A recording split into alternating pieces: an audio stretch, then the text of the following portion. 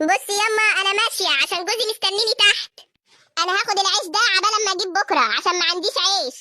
مع السلامه يما، خدي اللي انت عايزاه وخلي بالك من نفسك ومن العيال. انا هاخد ازازه الزيت الزيتون دي وبطرمان العسل اللي ابويا جايبهم عشان العيال يتغذوا. يا عيني يا بنتي، خديهم يما، خدي اللي انت عايزاه. بقولك يما، انا هاخد البطه في الفريزر دهيت عشان الراجل اللي ما كلش ده. خديها يما خديها، بس هما كانوا 10 بطات، انت خدتي 5 وجيتي كلتي 4 انت وعيالك، ودي الباقيه لابوكي. بقولك ايه يما، انت سامعاني ولا جرالك حاجه؟ انا هاخد ازازه البريل اللي هنا دي عبال ما انزل اجيب. انا عارفاها دخلتني انام بدري ليه. قومي يما نامي، قومي يما نامي عشان تقلبني هي بره. يما انا لقيت فسيختين في التلاجة، هاخدهم عشان اتغدى بيهم بكره، عشان هقعد اروق في الشقه طول اليوم بكره، مش هبقى فاضيه اطبخ.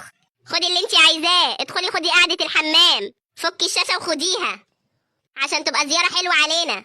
اخر حاجه اهي، هاخد الفرخه اللي انت حطاها من تحت دهيت عشان اعملها بعد بكره عشان مش هبقى فاضيه.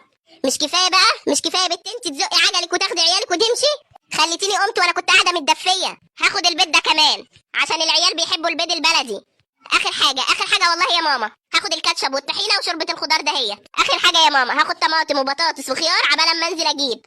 يما انا خدت كرتونه البطاطس عشان ما تدوريش عليها.